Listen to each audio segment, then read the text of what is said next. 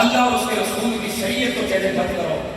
خدا کی قسم جو اللہ کی شریعت کو چیلنج کرتا ہے خدا اس کی نسلوں کو تباہ کر دیتا ہے. جنہوں نے دین اسلام کے اندر ہاتھ ڈالا، قرآن میں اللہ فرماتا ہے تلک حدود اللہ، یہ اللہ کی حدیں ہیں، اللہ کی حدوں کو کراس مت کرو.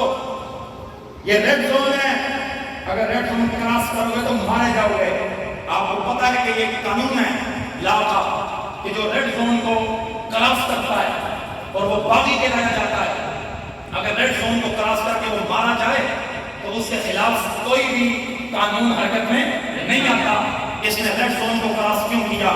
حکمرانوں تم بھی یاد رکھو یہ اللہ کا ریڈ زون ہے. خدا کے ریڈ زون کو اگر تم چیلنج کرو گے، اللہ کی حدوں کو چیلنج کرو گے، خود تباہ ہو جاؤ گے، خود برباد ہو جاؤ گے، خود نیست و نابود ہو جاؤ گے. تمہارا نام تک لینے والا کوئی نہیں رہے گا. خدا کے حدود کو چیلنج مت کرو، اللہ کی حدوں کو کراس مت کرو. اس دل کو فوراً مسترد کرو.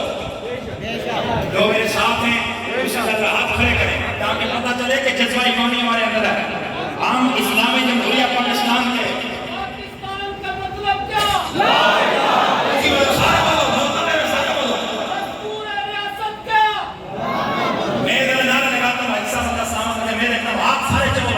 کوئی بزرگ ہے، جوان ہے یا بچہ، ہاتھ جاؤ پتہ چلے کہ سارے غیرت ایمانی والے بیٹھے ہو. پاکستان کا مطلب کیا؟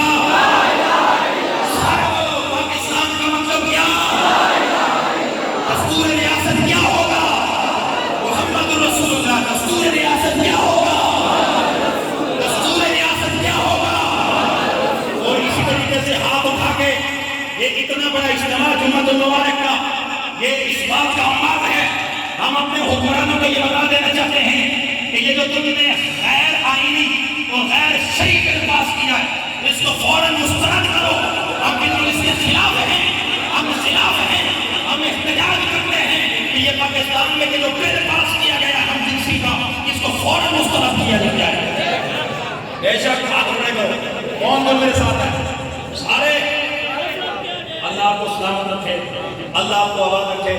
ہر مسلمان کو یہ